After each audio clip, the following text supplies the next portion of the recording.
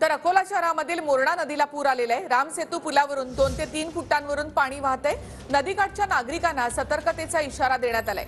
पुलावरून वाहतूक देखील बंद करण्यात आली आहे। तर अकोल्यामधली ही दृश्य आहेत आणि मोरणा नदीला पूर आलेला आहे, त्यामुळे या पुलावरून सध्या पाणी वाहतंय आणि त्यामुळे हा पूल वाहतुकीसाठी बंद करण्यात आलेला आहे। यंत्रणा या ठिकाणी असून पुराच्या पाण्याचा वेढा आहे, तसेच पाणी जे ते वाढते।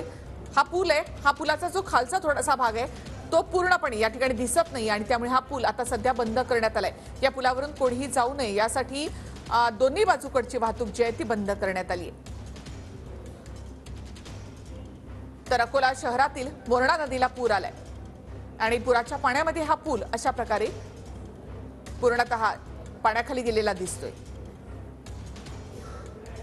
तर नदी दुथडी भरून वाहते, धोक्याची पातळी नदीनं ओलांडलेली असून दुथडी भरून ही नदी वाहते, तसंच पाण्याचा वेग जास्त आहे आणि त्यामुळे नदीकाठच्या नागरिकांना सतर्कतेचा इशारा देण्यात आलेला आहे।